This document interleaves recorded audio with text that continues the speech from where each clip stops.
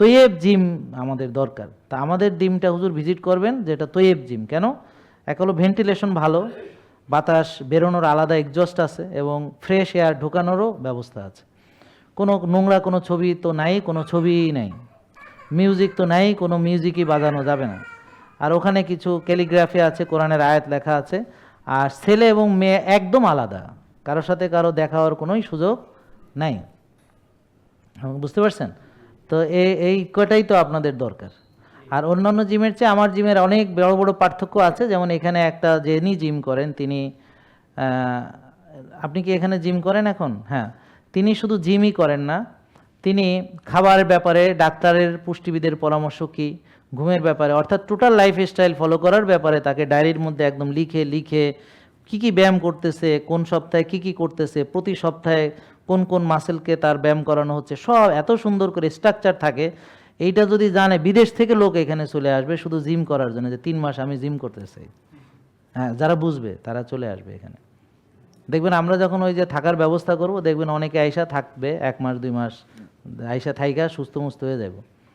মানে অনেকে আছে না যে এই জঞ্জালের মধ্যে মানতে পারে না, তো ঠিক আছে, হ্যাঁ এরা মানবে এরকম।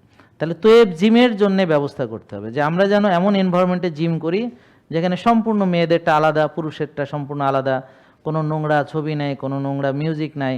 আমি আমার মতো করে আমি জিম করব, সবাই শালীন পোশাকে জিম করতে পারবে। ব্যাপারটা বুঝতে পারছেন? তা এখন ওদিন আসছিলেন ওই যে ডক্টর মঞ্জুর ইলাহি, উনি অনেক ভালো কাজ করেন। ডক্টর মঞ্জুর ইলাহিকে চিনেন নাকি আপনারা কেউ? কে চিনে? আচ্ছা, তো উনি আমার এখানে এসেছেন।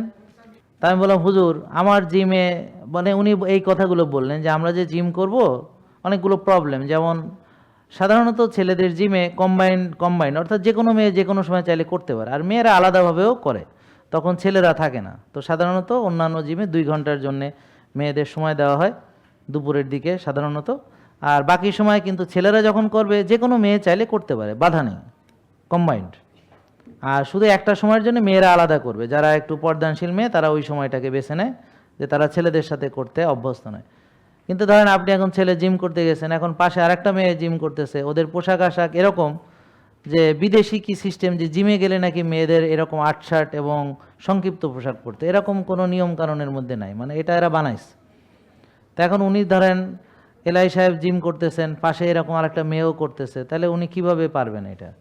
ওখানে গান বাজনা জোরে জোরে বাজতেছে, ওখানে অনেক উলঙ্গ অর্ধলঙ্গ ছবি লাগানো আছে, হ্যাঁ, মানে এগুলোর ভিতর উনি কি পারবেন এটা করতে?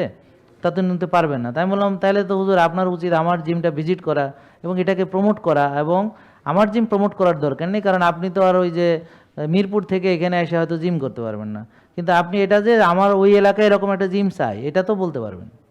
জেকে লাইফস্টাইল লিমিটেড, ওষুধ মুক্ত সুস্থ জীবন।